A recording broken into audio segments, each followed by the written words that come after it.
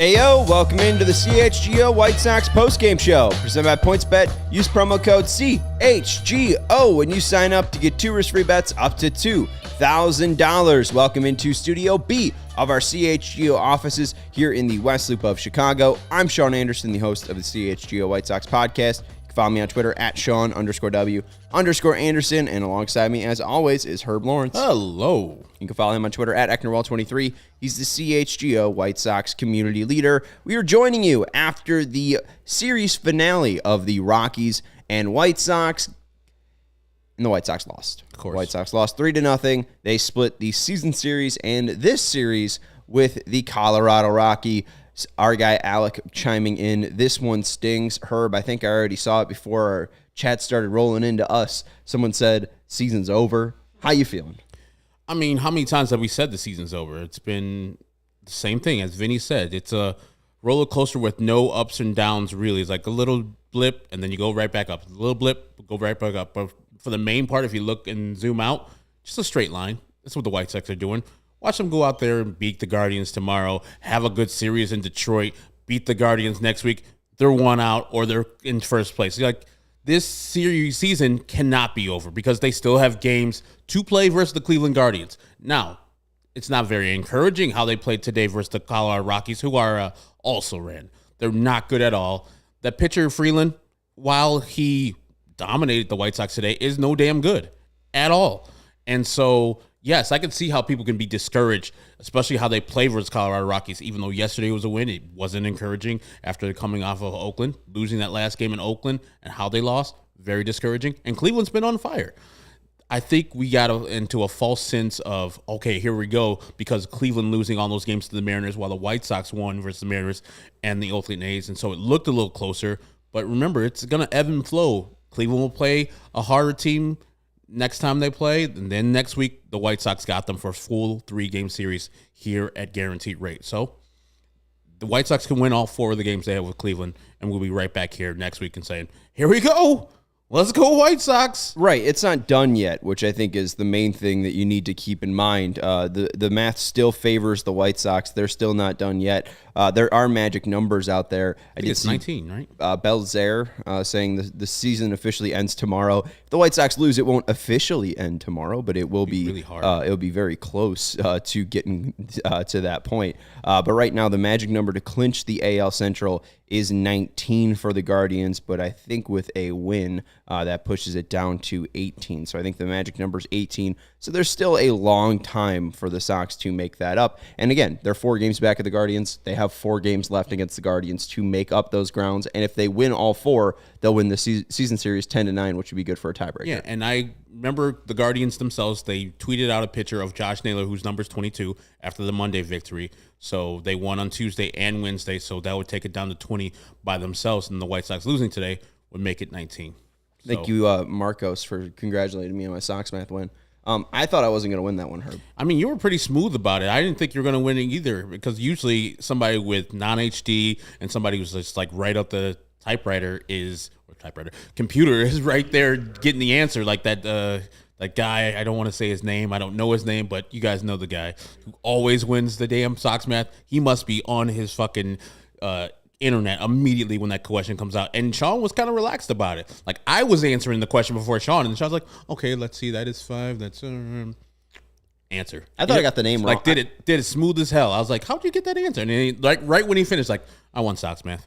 Like, he didn't even know that he won it, dude. He's like, I'm smooth as fuck. I got this. And my guy Alex Rude coming in, he was answering 10 because he didn't know the difference between the Giants and the Tigers logos. So he couldn't figure out what number Gordon wore. But here's my issue. Mm-hmm. I put -70. The answer was 70. I'm surprised I didn't get it wrong. Did you put the little dash next to the 7 of 70? Yeah, okay. It was hashtag Sox math minus 70, negative 70. Did you do the opposite where you subtracted the White Sox 15 from the Tigers number? No, because they said Jose Abreu subtracted by Eloy Jimenez, which would have been 5. Yeah. And then they said Gordon Beckham's White Sox number minus his Tigers number, which I did 15 minus 29, which would have been minus 14. 5 times minus 14. No, but you were right, 70. though. 70, right. Negative 70 is the answer. Right. Yeah. So but they put 70 as the official answer. I don't think that's right. I think that's what I'm going to be. Well, I think that's what I'm going to be. I think I'm going to have my Sox math video just be a complaint.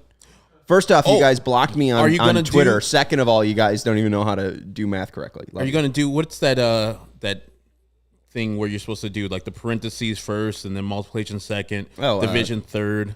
Order of operations. Yeah, but it's like please excuse my dear Aunt Sally. There you go. Parentheses, exponents, division, multiplication, add, subtract, baby. Let's go. It's been a long time since I went to school. We're teaching it. John Froelich saying Royals and Rockies shouldn't be a problem. Herb, they have been. You put together some stats about what the White Sox have and haven't done versus kind of these bad teams. You mentioned the White Sox versus the Angels. They had a bad stretch. They did that 11-4 game, but they went out to L.A. They lost 2 of 3 against them. The Guardians had no issues against the Angels. Obviously, different points in the seasons, but suboptimal versus subpar is what you titled this little. That's Steven. This little graphic. Stephen Nicholas with the great titles there. Versus the Kansas City Royals, we already know. They lost the series 10-9. The Kansas City Royals won that one. Angels, they only won 3 versus them in the 7-game series. Texas Rangers, the same thing. Arizona, lowly Arizona Diamondbacks, PHNX. The lowly Arizona Diamondbacks. The White Sox were swept by them. And today, they split another series with the goddamn Colorado Rockies. These are series they should take advantage of.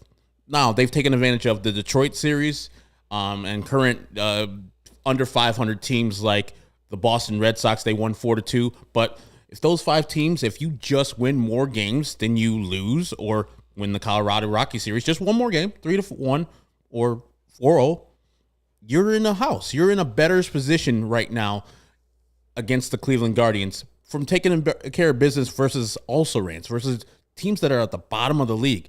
They destroyed the Oakland A's. Awesome.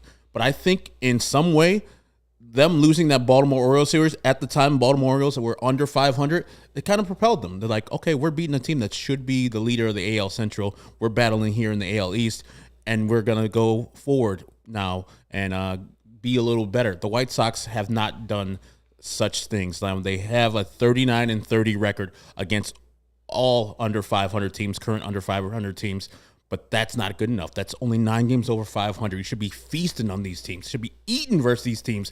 And that's why the White Sox are where they are, because they don't take advantage of those also-rans, all those teams that don't play good baseball. Absolutely. And I think it plays into why, they needed to hear that whole, speech that the manager made from a different voice, because you think about the teams that they've lost to, especially before Oakland and Miguel Cairo's big speech, like, the whole talk was the White Sox felt really confident in themselves, maybe to a point where they were overconfident. So maybe the White Sox just really felt like, hey, it's Kansas City. We know they've been bad for, since 2019, right? They're bums. We can just handle them. Yeah. The Tigers were kind of hyped up a little bit because A.J. Hinch was almost the White Sox manager.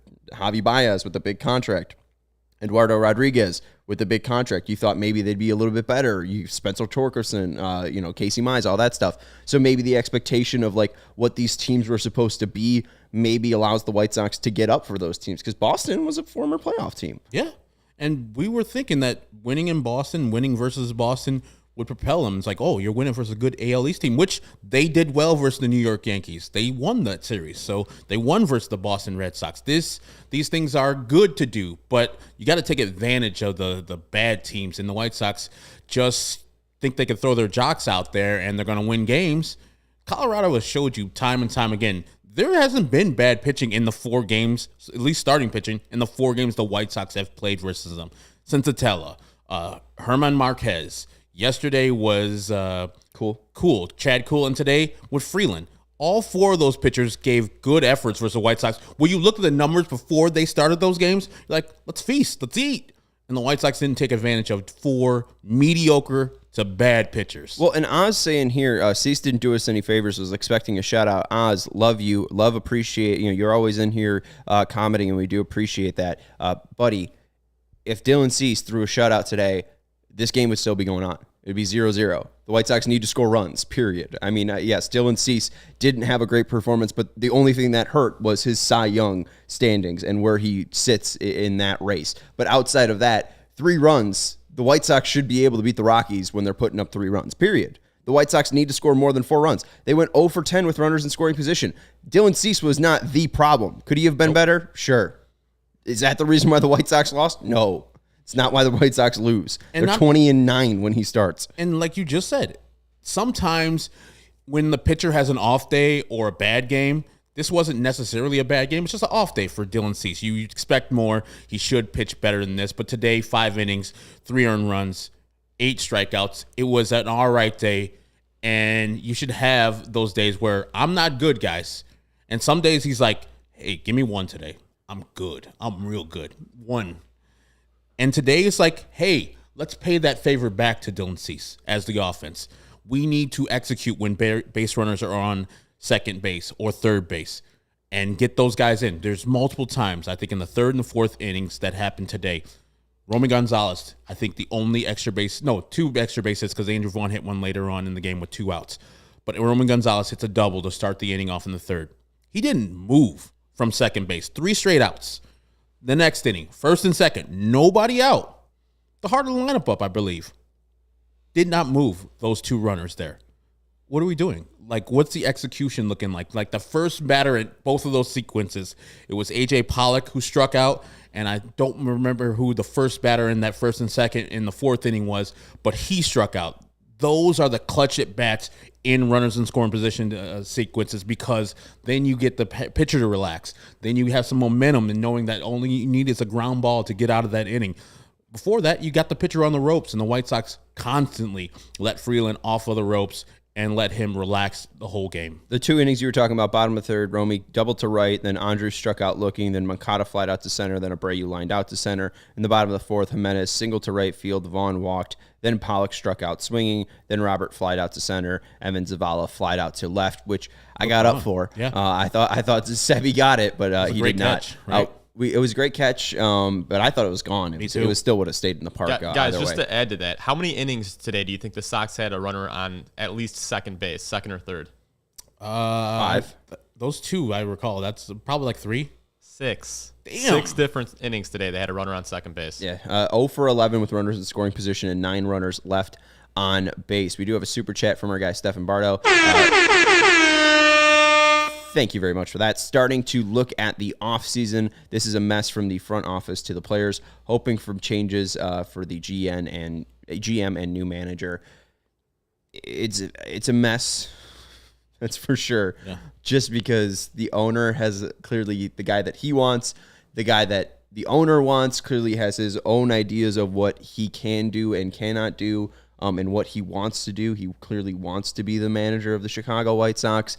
And, that GM hasn't really built a sturdy window that is really being kept open. So I think, especially the way that the team has performed down the line, I think you'll see a new manager.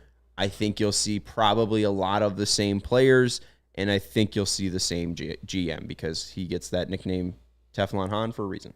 Yeah, I don't see him leaving. I don't know why he should. Why he shouldn't leave because he created this. And you can say, well, he didn't hire the manager. Well, he should leave then. The offense wasn't built for a champion. These guys are not complete. The roster's not complete. We still see right fielder is different every day. Our second baseman is different every day. We don't have solidified positions there where you had opportunities to go out and get somebody who's going to fill out those positions for at least 140 games. They didn't go out and do it. I mean, I love Josh Harrison, but that's not an everyday second baseman that you should be depending on in a championship window. Same thing with Gavin Sheets and Andrew Vaughn in right field. Now, Andrew Vaughn, I think, is going to be a good hitter and still is a good hitter. He's struggling right now, but that double in the late in the game was nice to see. But he's not a right fielder. He's not a left fielder. He's a first baseman DH type. this roster is a bunch of those guys with Aloy, with Jose Abreu, with Vaughn, and with Sheets. There's too many of those guys on this roster. So, yeah, the GM has definitely earned himself something other than coming back next year. I mean, a demotion, something, hey, this is a last check. You got to do it next year or you're gone type of thing, because this is unacceptable. This team is not a second-place team in any division, especially not the AL Central, because it's a crap division. Yeah, amen. And we'll see that crap division's best two teams tomorrow in the battle of the AL Central. One's actually good, and the other one's ugh. The other one's all right. They have Jose Ramirez, which makes them a lot better than they actually are. Tell you what. Want to let you know about Green Ridge Farm. They're a Chicago local meat and cheese company offering you a better all-natural options. They're the makers of all-natural deli meat, sausages, and their famous meat sticks. Let me tell you, meat sticks make my workday better. Yes. White Sox could win. I could get a good parking spot. None of that matters. If we have meat sticks in the fridge, my day at work is going to be good. Period. They're perfect for tailgating, happy hour, school lunches, work lunches, pick me up during a White Sox game. These all natural meat sticks are hardwood smoked for 8 hours, and with 16 grams of protein per stick, make a perfect post-workout snack, Steven. Meat sticks come in chicken, black forest beef, and flavors like jalapeno cheddar and spicy chili. If you haven't tried them yet, you don't know what you're missing out on. And right now, when you order any 3 meat products at greenridgefarm.com and include a pack of meat sticks in your cars, those meat sticks will be free simply using code CHGO at checkout. So I'm telling you, meat sticks have changed my life. They have made my life better. They're like beef jerky, but 100 times better. All right. You should go out and 100 times better. Yeah. You should go out, get yourself some free meat sticks. All right. So order any 3 meat products at Green Ridge Farm today, at greenridgefarm.com today, and include a pack of meat sticks in your cart. Those meat sticks, again, will be free simply by using the code CHGO at checkout. Make sure, again, Green Ridge Farms, simply natural meat. Let's tell you, too, about FOCO. A lot of bobbleheads going around. They have that new giveaway or new ticket package for the White Sox. So you get a mystery bobblehead with a ticket. If you go to FOCO, you can pick out whatever bobblehead you want. Whether you're a Dallas Keuchel fan, you can celebrate his Gold Glove in 2021 with a bobblehead. If you like the City Connect jerseys, you can go check out FOCO. If you're looking for some NFL ones, football is back. You can go and get the fantastic selection of NFL bobbleheads they have over at FOCO. We already got you covered. CHGO does for the best coverage of your favorite teams. So get fitted in the best sports gear around. FOCO has you covered from Soldier Field to the front room, north or south side, with hoodies, slippers, signs, bobbleheads, and everything in between. Get decked out like DeMar with apparel from the leaders in sports merchandise and collectibles. FOCO, if you're looking for the perfect gift for the football fan in your life, FOCO's got you covered with hoodies to fight that Lake Michigan breeze. So check out FOCO.com, FOCO.com, or click the link in the description below. And for all non-presale items, use promo code CHGO for 10% off your order. Again, FOCO.com. Let's head out to Guaranteed Rate Field and talk to Vinnie Duber. You can follow him on Twitter at Vinnie Duber. He's our CHGO White Sox beat writer. Hi, Vinny. Good afternoon, fellas. How are you today? Good afternoon. We're all right. You know, White Sox win would have made us a little bit more happier, but it's nice to be off. I mean, it's going to be like probably 5:30 where it's all said and done. You know, it's a nice night. I can't complain. You had a nice Cheer up, article. Fellas. It's just baseball. Come on, exactly. Cheer up.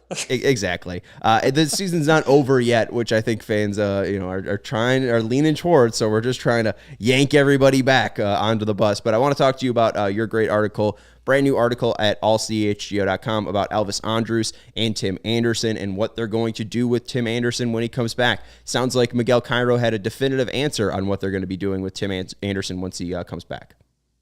Yeah, I mean, that should be no surprise to anybody. Tim Anderson's the all-star shortstop for this team. Of course he's going to go back to shortstop. There really should never have been a doubt about that. But certainly the question was warranted of, well, if that's the case, when Tim Anderson comes back, what becomes of Elvis Andrus? Because he has been very good for these White Sox since he has joined up. And, he's been part of the variety of sparks that have kind of created this kind of late season surge that's made this AL Central race pretty interesting. So the obvious answer, I think, is the one that most everybody's guessing, which is he's probably going to go to second base, right? But there could be some other wrinkles in there, too. Rick Hahn said that it's perhaps not going to be a case where TA is just there every day.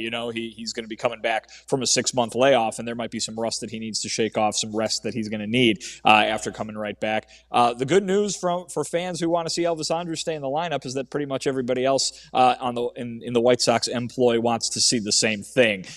Certainly that includes Rick Hahn, who's very pleased with what Andrus has been able to do offensively. It includes Miguel Cairo, who was basically asked point blank, but you want to keep Elvis in the lineup, right? And he goes, yeah, of course I do. And then it includes Elvis Andrus himself, who told me before the game today that it does not matter whether it's shortstop, second base, or any other position on the field. He's going to do whatever it takes because he's, for the first time in a long time, remember, he played for that Texas Rangers team that went to back-to-back World Series in the beginning of the last decade, and then for the second half of the last decade didn't do much of anything. It's been a while since he said it's been a long time since I've had this much fun. It's been a while since he's been in a playoff race. It's been a while since he's had a realistic shot of reaching the postseason. He says whatever is going to be able to get him back to that kind of feeling that he had during some of those glory days with the Rangers, he's going to be willing to do 100%, he said. So Elvis Andrus at second base, who knows whether the hell it'll work, but it certainly seems like something that we're going to see once Tim Anderson comes back, and that could be as soon as next week. Yeah, I just want to give people the full quote that you're referring to because it is great from Elvis Andrus. At this point in my career, I just want to win, man. So whatever it takes, if it's me at short, second, anywhere else, I'll be down to do it. Hey, right field. It sounds like Elvis Andrus is calling your name. So yeah, that was some great stuff for Elvis Andrus. Definitely check out Vinny's latest piece at All CHGO to check out those full quotes. And today I saw Dylan Cease, the first batter he faced, the ball falls in between a couple fielders. I know that as a pitcher, he has to suck that up, but that 25, 26 pitch first inning really bled into the second inning where I think he was at 56, and he wouldn't have his premium command, but still managed in the 5 innings he did pitch to strike out 8. What do you have to say about his outing today where it was subpar what Dylan Cease usually brings, but ultimately a good outing? Yeah, I mean, he wasn't happy about it. I think you could probably have guessed that. He didn't feel like he was real sharp with his stuff, and I think that showed. There were a lot of long at-bats and certainly a couple of walks in there that, it's quote-unquote only 2 walks, but, they really made a difference, be it in jacking up that pitch count or the one that came around to score, the leadoff walk that came around to score for the first run of the day for the Rockies. So, when you combine a couple of walks with a couple of extra base hits, usually that results in a couple of runs. And it's something that bit Dylan Cease today. But that wasn't the story of today, I don't think. I mean, Dylan Cease gave up 3 runs in 5 innings. Okay. This is an offense that's been averaging over 6 runs since Miguel Cairo took over as acting manager.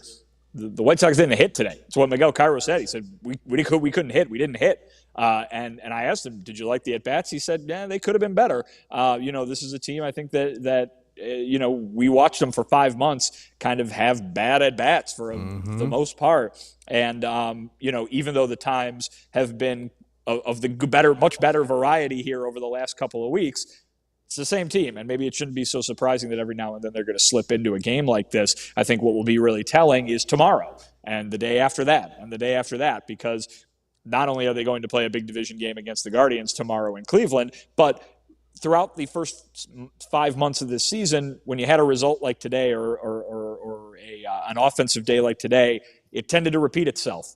And we're going to find out if the White Sox are truly kind of out of the woods in terms of that, kind of play grabbing hold and them being unable to shake it, or if they truly have kind of found this fun reset button here at the 11th hour and are able to do what Miguel Cairo said, which is forget about it, take it one day at a time and focus on tomorrow, because that's the only game that you're going to be playing from here for the next 24 hours. Yeah, did he expand on what he didn't like about the at-bats, or is it just kind of that coach talk of flush it, we'll just show up to the ballpark tomorrow?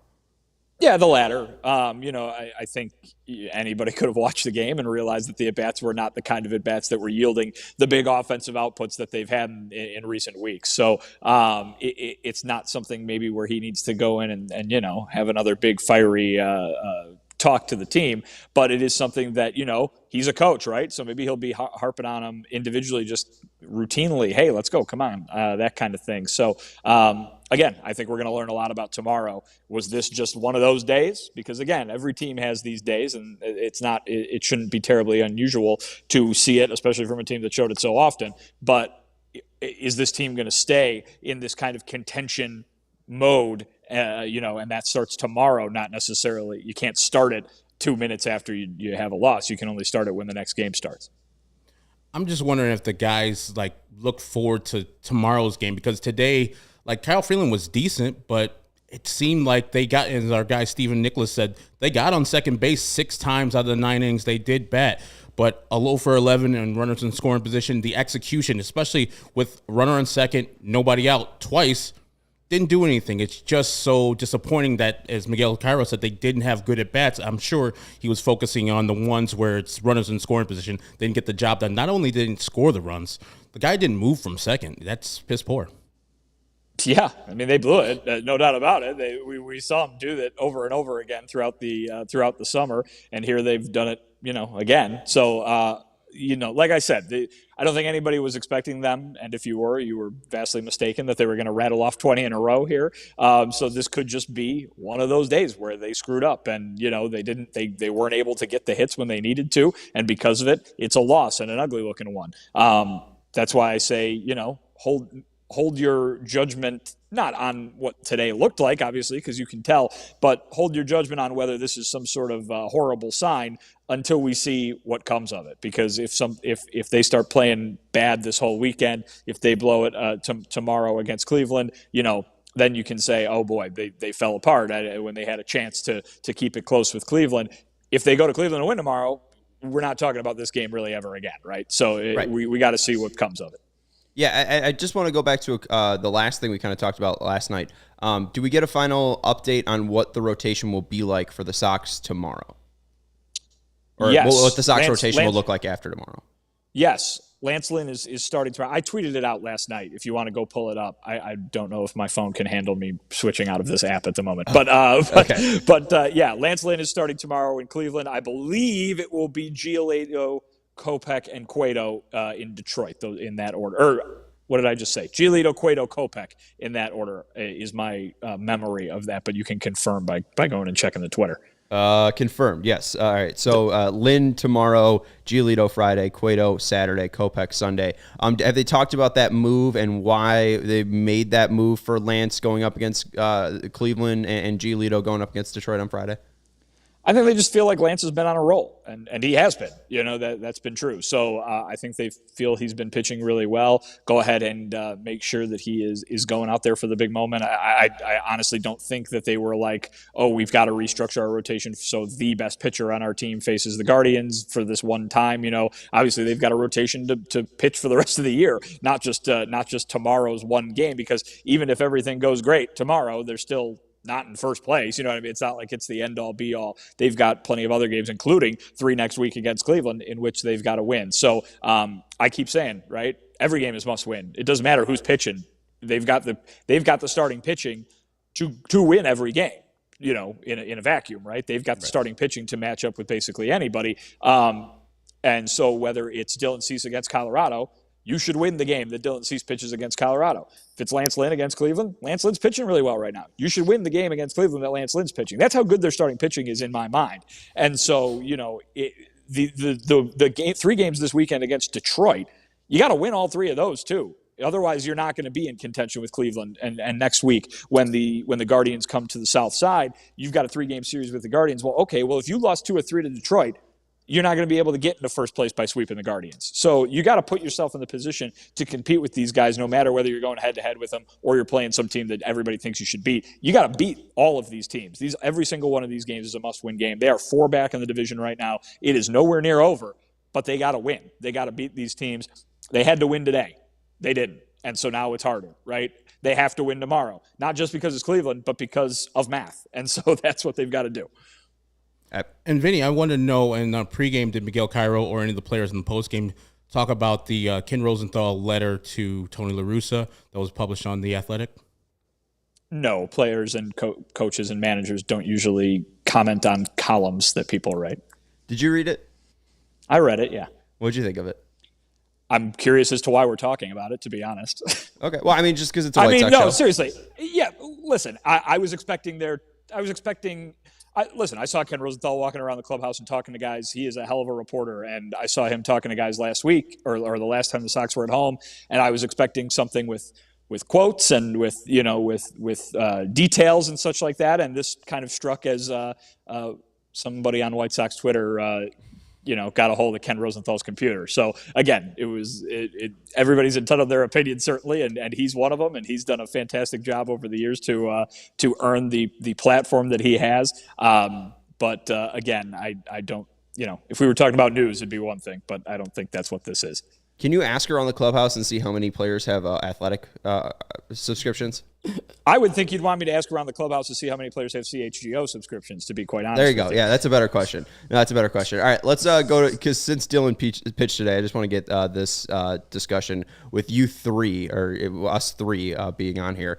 So Dylan for Cy Young, we made the Cy C shirt. Let's show where the kind of Cy C's candidates shape up right now, and then we'll kind of see if Dylan leads right now, if you'd vote somewhere else. Kind of just want to get your votes right now on September 14th. So Dylan has a 14-6 win-loss record. This is before today. That's now 14-7, a 2.06 ERA. Again, that's gone up a little bit just with what he did today. 167 innings pitched now, a 2.95 FIP, a B-WAR of 5.8, and an F-WAR of 4.1. Verlander, a 1.84 ERA. He leads the league in ERA. You have Shane McClanahan, lefty, 2.20 ERA, 147 1/3 innings pitched. Shohei Ohtani obviously doing it on both sides, not only hitting, but he's also got a WAR of 4.8 on the pitching side as well, a 2.55 ERA. Alek Manoah, 14-7, a 2.43 ERA for the Blue Jays, 177 2/3 innings pitched, and then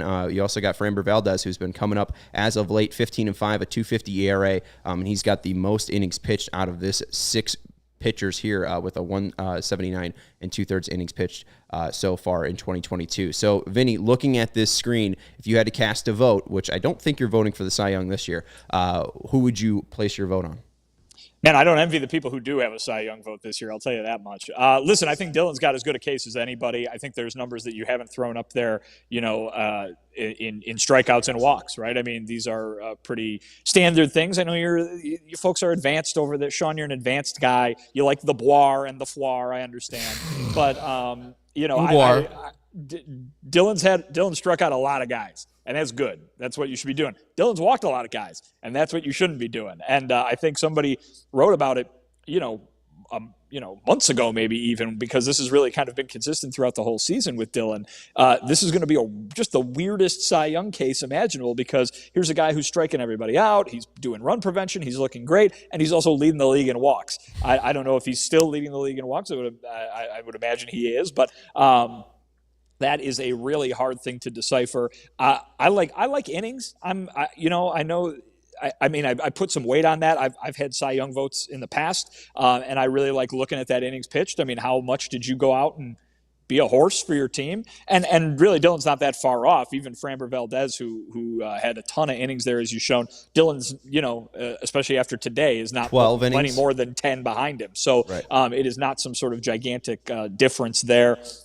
Listen, I think if Dylan ends the season with an ERA around 2 and more strikeouts than anybody in the American League, I think it'd be pretty hard to keep him off the top line there. Listen, Justin Verlander, though, has been excellent. You remember he was my preseason pick for this award, and I think I'm not sure you could go wrong with voting for him either. I think right now, today, I'd probably go with Dylan, but there's some starts left to be made, and if Justin Verlander is going to be making them for a Houston team that's obviously going to the postseason, he can put some icing on his resume as well. As I said before, with September being the last month, well, there's a little bit games in October, but people who are focusing in and voting for these things are going to be focused into these games in particular. So somebody's looking at this game and they're like, 5 innings, 3 runs versus the Colorado Rockies.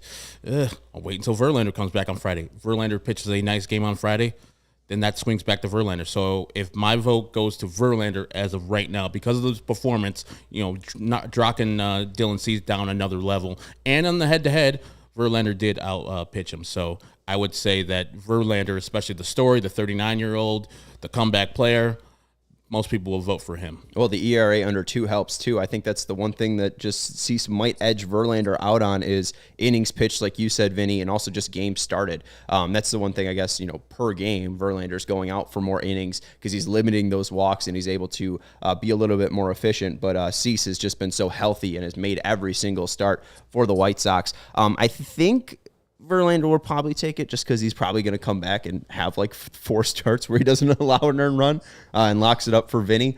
So I think I'm going to go Verlander here. But if Cease comes out and has a nice end of the season, I think it could play for him. But that's slider. He needs to figure out that location because today it wasn't perfect for him. But check out Vinny's latest article on Elvis Andrus and Tim Anderson and the kind of debacle they have there on playing time and where Elvis will play once Tim Anderson returns, hopefully next week. You can follow Vinny on Twitter at Vinnie Duber. He's our CHGO White Sox beat writer. Thanks, Vinny. All right, guys, take it easy. Later. Take it easy. And if you are trying to be at Guaranteed Rate Field, just like Vinnie Duber is, you can buy tickets through the hottest new ticketing site that makes it easier than ever to score the best deals on tickets to sports, concerts, and shows. I asked last night, do they have tickets to the Pavement Show on September 22nd? They do, and they have flash deals. I was able to find tickets for $32. Damn. I worked that night. It was a pair of tickets for $32 at the Chicago Theater on the floor. Them? I did not buy them because we have a pregame show at 6:30. Take off. Concert starts at 7. Take off. Hey, I thought about it. $16 to go see Pavement? Ooh, baby. They are the best deals on tickets to sports, concerts, and I got shows. it for free the other day when I ran against Yasmani Grandal. There you go. You tasted that pavement right there. Oh, man. If you've ever dreamed of sitting on that pavement, on that nice pavement that you never thought you could before, or sitting in row 2R of the Chicago Theater watching a reunited pavement, it's possible with the Gametime app. The biggest last-minute price drops can be found on the seats you thought you could never buy. You won't find a better deal this season on White Sox tickets, maybe Bears tickets, maybe pavement tickets. You will, obviously be refunding your money too. I mean, they got 100%, 110% price guarantee. So it guarantees the lowest price. You get 110% money of your money back if you do find a better deal. Herb had to deal with their fantastic customer service, and they got his money to him real quick. 12 minutes back. I still got the $46 credit,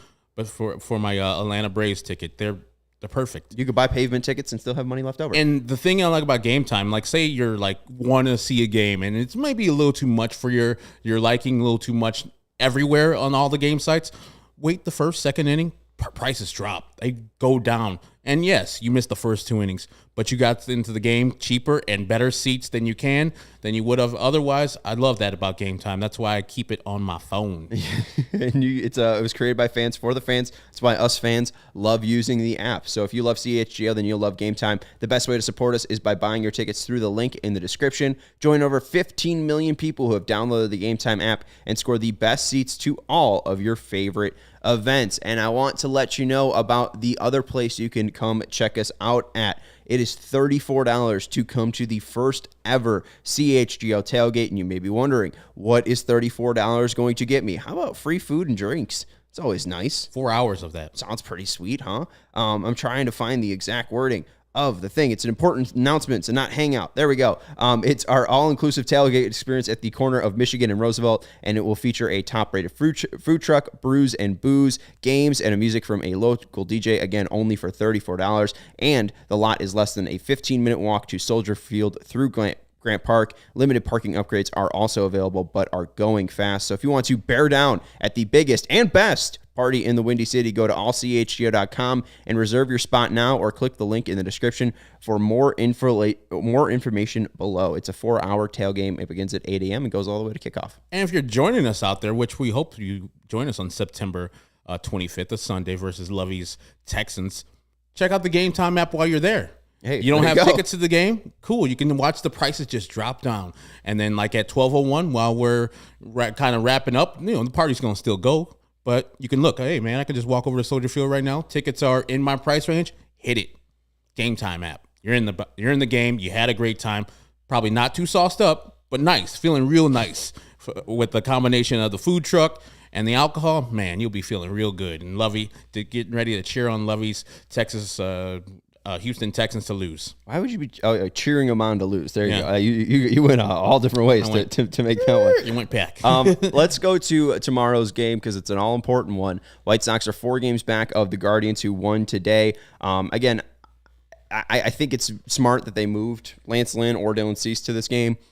I didn't mind if it was either Cease or if it was Lynn, as long as it was somebody. So I'm happy the White Sox made that switch, but the Guardians also made a weird switch here.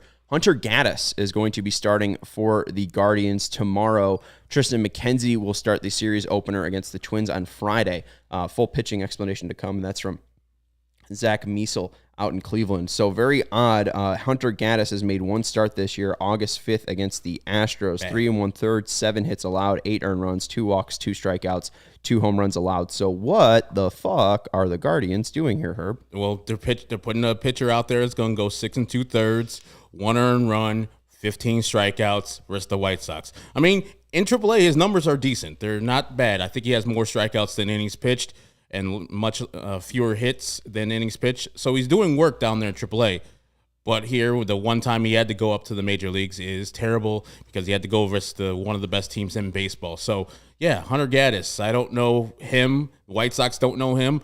But expect this dude who looks like a mountain man to go out there and shove versus the White Sox. Yeah. I don't care if we don't know him. I don't care if he was bad in his only start in the major leagues. He's going to go out there and dominate the White Sox tomorrow. If you were wondering where Hunter Gaddis was and your mind immediately didn't think Georgia by the name Hunter Gaddis, you'll just look at Hunter Gaddis and be like, oh, yep, Georgia. Mountain Man, Yep. Georgia.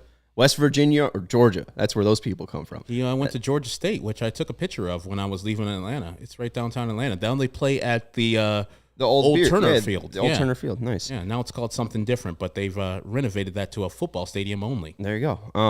What a novel concept. Your team leaves the city, and then you take your old facility and turn it into something new. Maybe we can do that here. Instead of turning a baseball field into a football field, we turn a football field into a baseball field, is what See you're how saying? that works? There you go. It's hard to get to, Herb. It's a showplace for baseball. Right downtown Chicago. Make it happen, Sox. And get rid of the damn UFO. All right? Get rid of the UFO. Make sure you can see the skyline from the actual park. Maybe even knock down what the north kind of scoreboard and stuff. Really open it up. Really let us see that lovely skyline. But Hunter Gaddis down in AAA in 22 games. He's got 110 2/3 innings pitched, a 4.15 ERA. That's between AAA and AA. You're right, though, about the strikeout numbers. 11.8 K per 9, 145 over those 22 games started for Hunter Gaddis. He features a fastball, a changeup, a cutter, and curveball. Oh, no slider? No slider. Oh, that cutter might act like a slider. Four-seam fastballs around 93, cutters around 85. So I guess the cutter is more of the slide piece that you're thinking of. Changeups at 77. So a big differential there between the four-seam fastball and the changeup. He focused on the changeup 15 times in his first start, and guys hit 500, 500, and 538. So yeah, they crushed the shit out of it. I mean, it's the Astros, so I give him a mulligan on that one versus the Astros. The White Sox are a different animal, different beast altogether.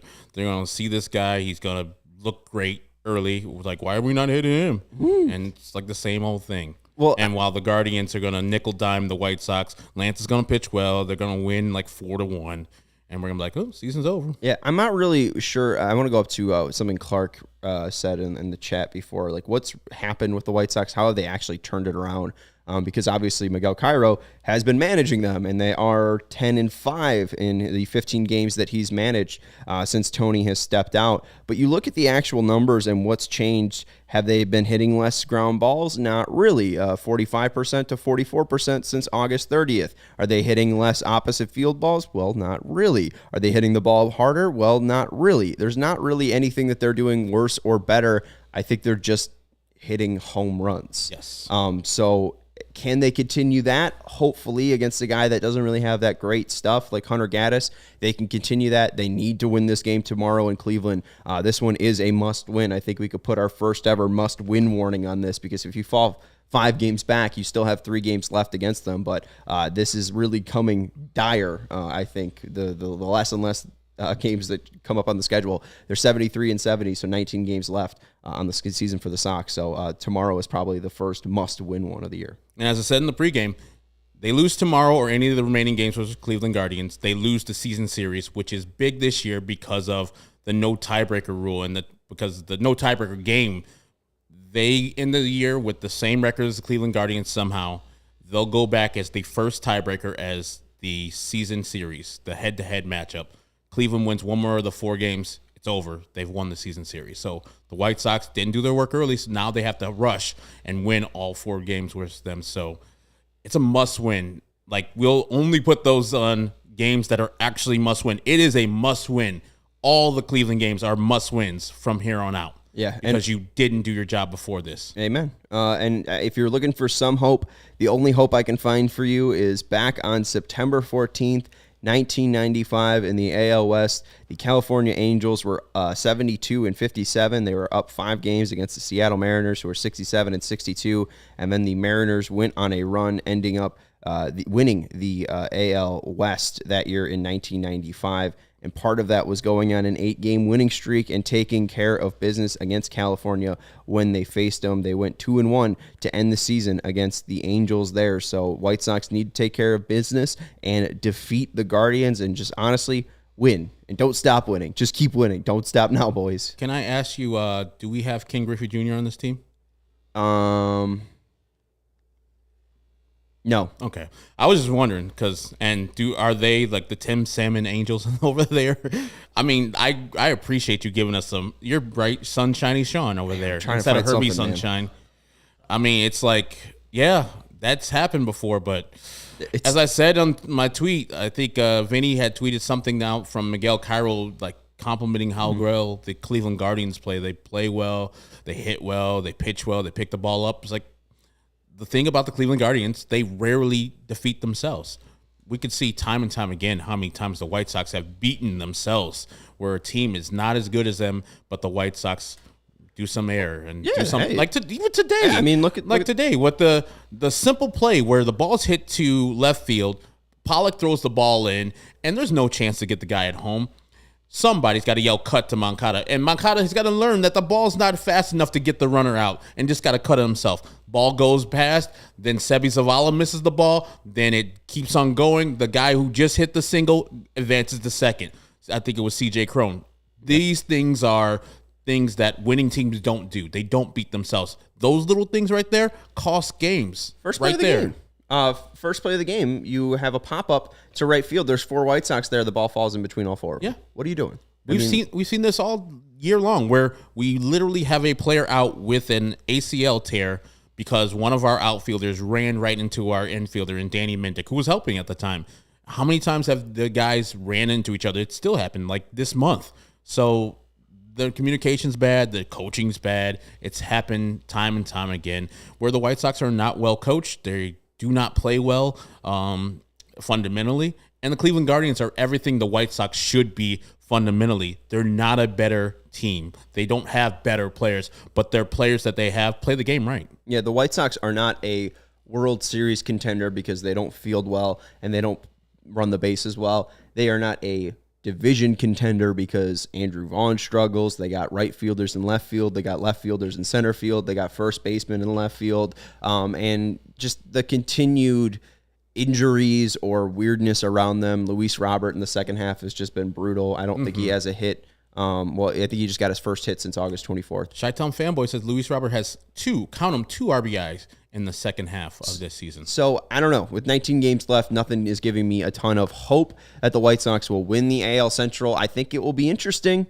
So, I think we'll at least have a full 162 that we'll have to pay attention to. It might come down to the last game of the series, but I definitely think it will come down to the final last 3 games before the White Sox are officially announced dead. So, all I'm saying is it's not over yet. You got to become very big Minnesota Twins fans this weekend as the Guardians play 5 versus them in a wraparound series after the White Sox play them tomorrow. So hope those bums actually show up like they didn't last week at the goddamn crib when they got they got swept by the Cleveland Guardians. I hate the Twins. And hopefully the Guardians get too overconfident. Maybe they just stop running the bases well, run into the second ever 7-8 triple play. As I look at their schedule, there's no Seattle on the schedule for the Cleveland Guardians, who summarily just beat the hell out of the Cleveland Guardians. Guardians only got one of the 7 games. So the White Sox need to be their own kryptonite, is what They have to beat the Cleveland Guardians. That's how the White Sox got back close